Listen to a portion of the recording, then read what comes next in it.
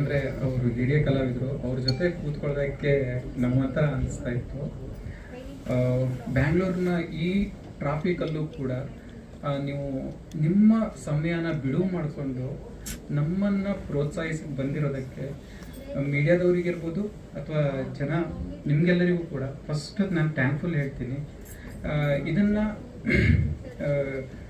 Just ಮಾತಿನ ಸಲುವಾಗಿ ನಾನು ಹೇಳ್ತಾ ಇಲ್ಲ, ನಾನು ಎಕ್ಸ್ಪೀರಿಯನ್ಸ್ ಮಾಡಿರೋದು.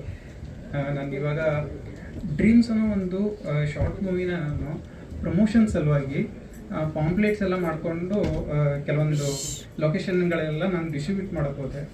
ಆವಾಗ ಜನ ಹೇಗೆ ರಿಯಾಕ್ಟ್ ಮಾಡ್ತಿದ್ರು ಅಂದರೆ, ನಾನು ಅವ್ರ ಕಡೆಯಿಂದ ಒಂದು ಹಣನ ಕಿತ್ಕೊಳ್ತಾ ಇದ್ದೀನಿ ಅಂತ ಆ ಥರ ಟ್ರೀಟ್ ಮಾಡ್ತಾಯಿದ್ರು. ಬಟ್ ಇವಾಗ ಯಾವ ಥರ ನಂಗೆ ಫೀಲ್ ಆಗ್ತಾ ಇದೆ ಅಂದರೆ, ಓಕೆ ನಮ್ಮನ್ನು ಕೂಡ ಪ್ರೋತ್ಸಾಹಿಸೋದಕ್ಕೆ ಒಂದಿಷ್ಟು ಸಮೂಹಗಳಿದೆ ಅನ್ನೋ ಒಂದು ಭರವಸೆ ಬಂತು.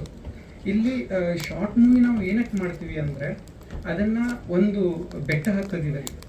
ಆ ಬೆಟ್ಟ ಹತ್ತೋದಕ್ಕೆ ಒಂದು ಚಿಕ್ಕ ಹೆಜ್ಜೆ ಇದು, ಚಿಕ್ಕ ಹೆಜ್ಜೆ. ಗಣೇಶ್ ಸರ್ ಹೇಳಿದ್ರು, ಮನೆ ಕಟ್ಟಿ ನೋಡು, ಮದುವೆ ಮಾಡಿ ನೋಡು.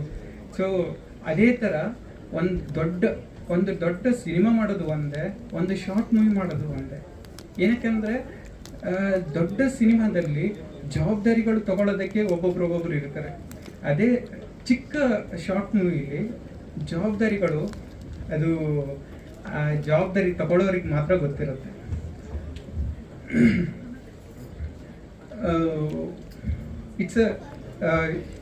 It's not a short movie, ಇದು ಜಸ್ಟ್ ಶಾರ್ಟ್ ಮೂವಿ ಅಲ್ಲ, ಇದು ನಮ್ಮ ಗುರಿ ತಲುಪೋದಕ್ಕೆ ಒಂದು ಚಿಕ್ಕ ಹೆಜ್ಜೆ. Thank you.